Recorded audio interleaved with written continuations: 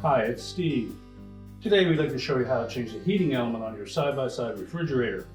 It's a really easy job. Let me show you how we do it. Now, to do this repair, the first thing we'll need to do is to disconnect power to the refrigerator. So either pull it far enough forward that you can unplug it, or locate the electrical panel, turn off the appropriate breaker, or remove the appropriate fuse. And once we've done that, we'll next need to remove all the items that are in the freezer as well as the shelving. So first we'll remove the ice bin and set that aside. We'll also want to remove all of the wire shelves. They simply lift up on the right hand side, pull them away from the left side.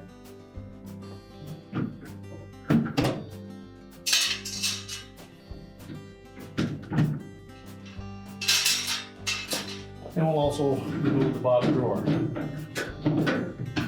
We'll set those aside. Then we'll also remove that bottom basket. And we'll set those all aside. Well, next we suggest that you remove these shelf pins from the back. It'll make removing this evaporator cover easier. Normally they just slide off.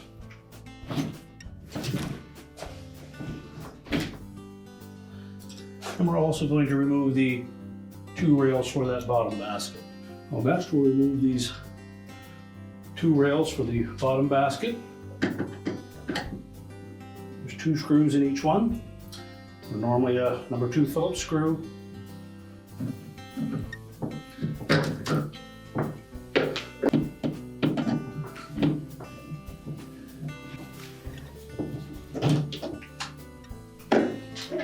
Next, we'll remove the shield for the light bulb.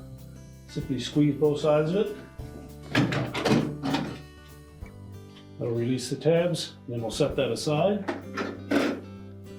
We also suggest that you should remove the light bulb so that we don't damage it. And next, we'll remove these 6 screws on the lower portion of that evaporator cover.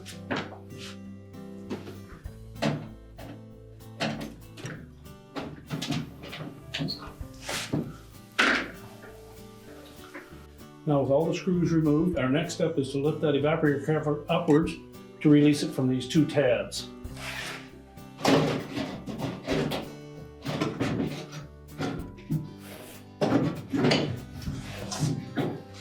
And then we'll pull it down to release the top edge from behind the shield.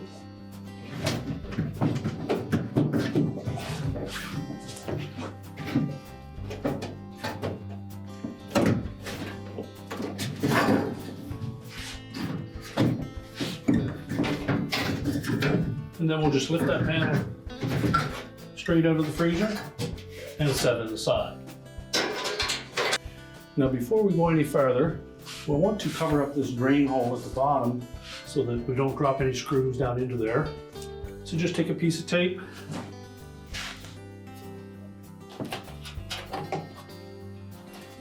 and cover that hole. We'll put a little extra there just to remind ourselves to remove that when we reassemble it. Now, our next step will be to remove these 2 screws up at the top that secure that fan housing to the back wall.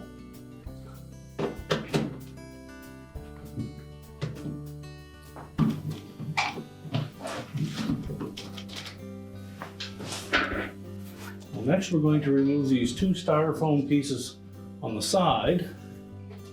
We use caution with those so we don't damage them. We need to pull them up and away from that housing. You can pull the housing just slightly forward.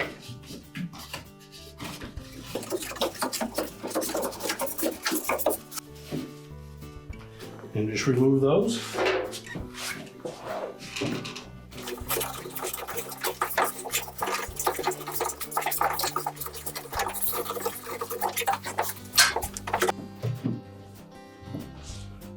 Next, we're going to disconnect this green ground wire. It's located right below that harness connector. It is attached to the metal shield that surrounds the back of that evaporator. So we're going to carefully lift that off with either a flat blade screwdriver or a pair of needle nose pliers.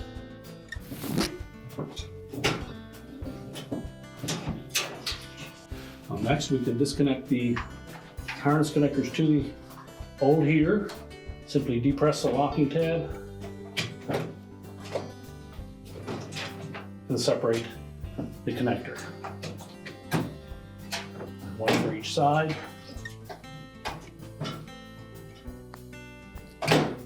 Now next we'll need to lift that fan housing off of the metal shroud, and just inside on the bottom of that plastic housing there's a tab that attaches it to this aluminum shield. It's just about the center from front to back on that shield where these tabs are. And we'll need to take a flat blade screwdriver and gently pry out on the plastic tab while lifting up on that housing. So we're just going to take a flat blade screwdriver, very gently go in underneath that plastic tab, pry outward on it while lifting up on the housing. And then we'll do the same for the opposite side.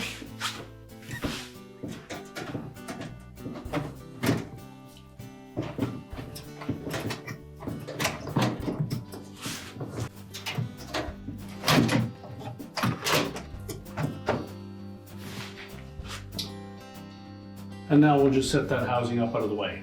So next we suggested we lift that housing up and either reattach it or just put one of the screws in and set the housing right up above it. That'll keep that out of the way while we remove the evaporator.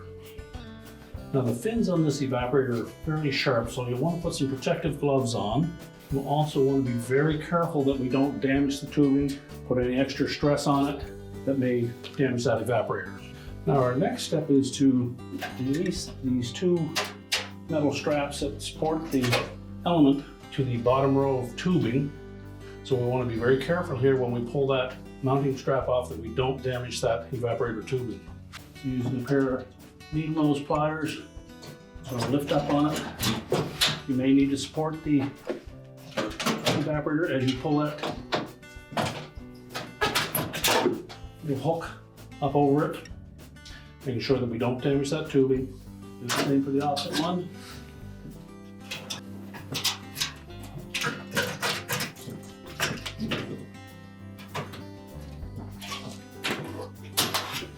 And then just let those hang loose there. Now next we're going to pull that whole evaporator forward so we can remove that shield from around it. So now we're going to pull the pan, the evaporator, and the heater all forward. And then we'll slide that pan away from the evaporator. So support the evaporator.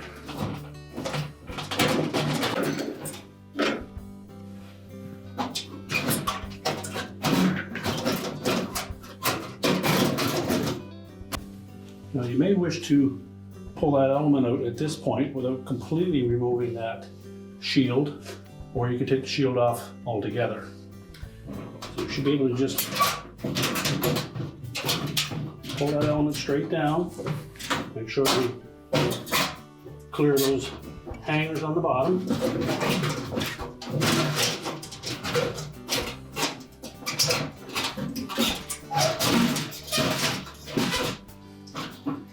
And take note where that element threads up through the evaporator so that we'll know where to put the new one.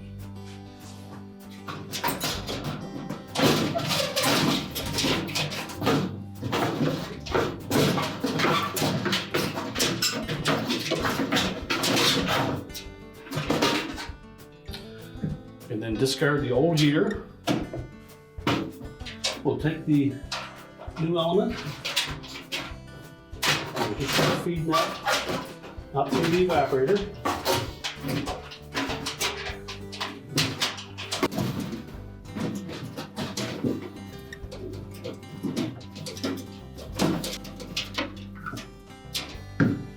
Do the same on the opposite side.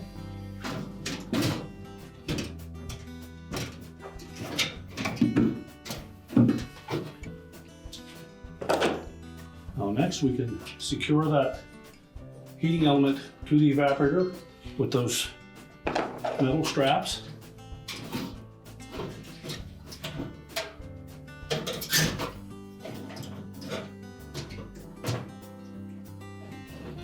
Again, use caution when sliding the hook end of that wire strap over top of the evaporator.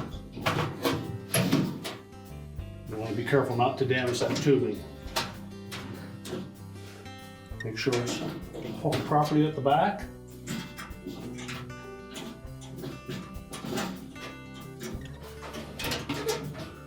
And that the element sits down in a little crook in the middle.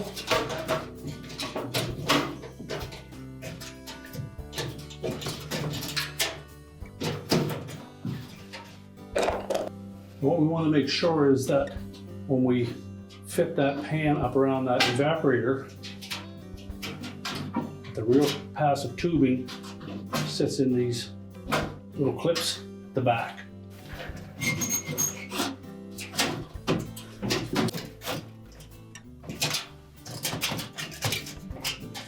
Now next, we'll straighten out any fins that we may have damaged. We'll reconnect the wire harness to the element.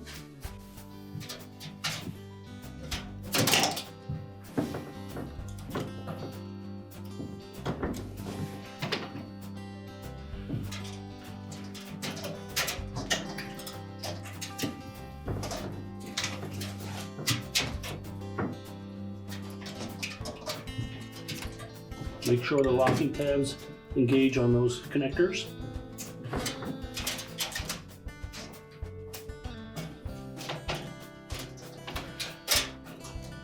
And next we'll reconnect that ground wire to that shield.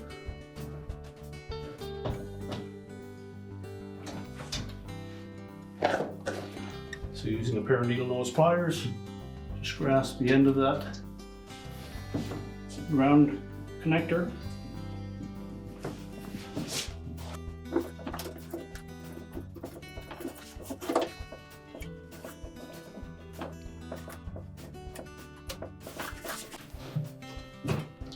And carefully reach in behind and attach it to the top side of that shield.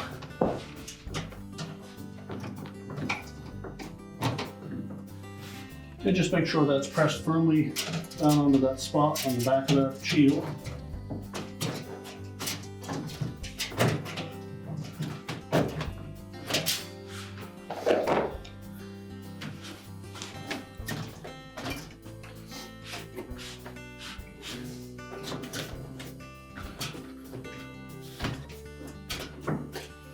Now next we'll remove that screw that we put in to hold that housing up, and we'll lower that down into position.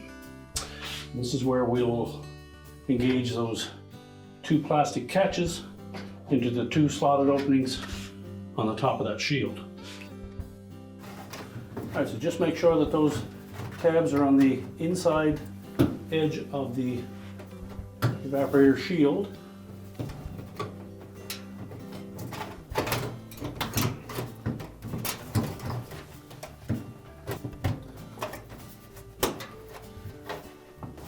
And press it down until they clip into place. Now with the fan housing attached to that shield, we're next going to put those little styrofoam pieces back in. We'll start with the one on the right hand side. That's the one that has the large hole in it. That'll be facing up. So again, we want to be careful putting these in that we don't damage them. It's a rather tight fit.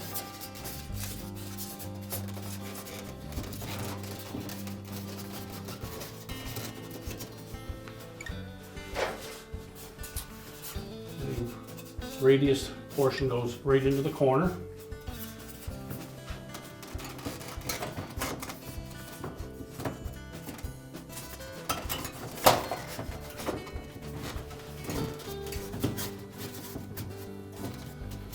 Now once those are pulled down tight to the top of that housing, we'll reinstall the two retaining screws.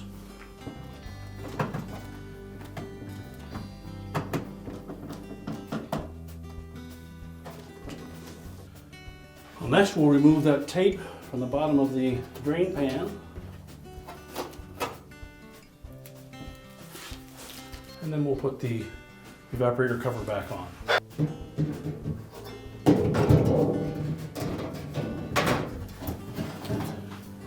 Now we need to tuck this top edge in behind that shield.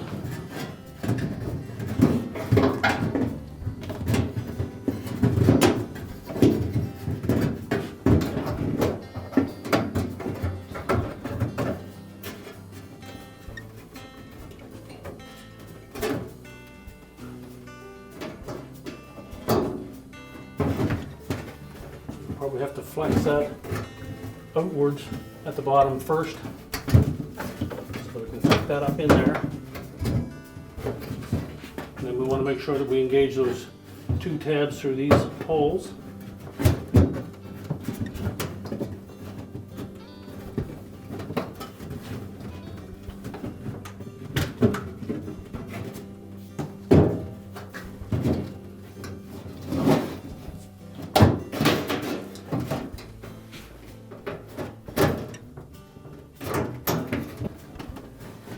Make sure both of those are engaged, and then we can lay the bottom portion of it up against the evaporator. You may need to flex it a bit to get it past the studs for those shelf holders.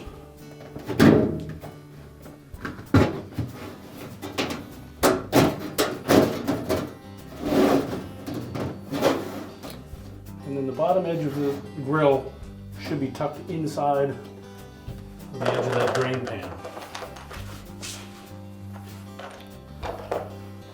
We can then go ahead and put those 6 screws in.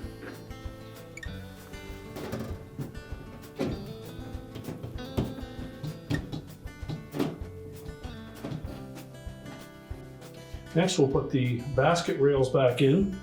The open section is at the front, and you'll see the stop will be on the very top of it. So you can separate left from right. Now most of these will have 2 screw holes at the back. Just remember which of those 2 holes is the one that your model uses. And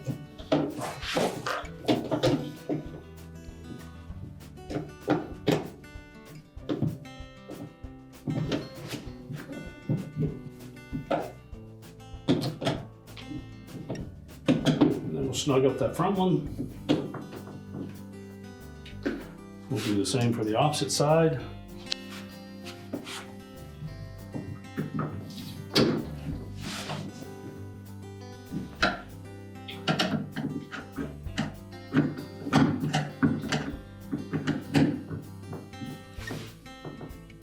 And tighten both of those securely.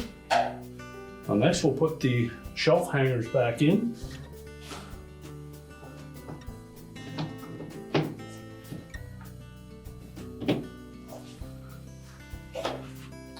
We'll reinstall the light bulb.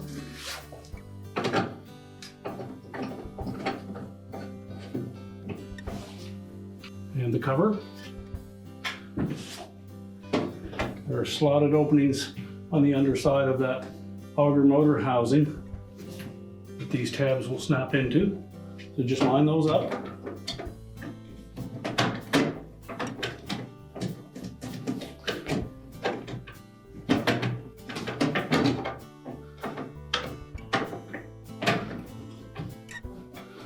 Make sure it's secure. Then next we'll put our shelves and basket back in. Just tilt that basket up on the front, then slide it into place. Insert the shelf on the left side first, let it drop down onto the pegs on the right. You'll note that the top shelf is a little bit shorter. Now we're ready to put the ice bucket back in. Just want to make sure that the auger drive lines up with the drive lug on the motor. Make sure the shelf locks into place. Now if you turn the ice maker off, make sure that we reset that.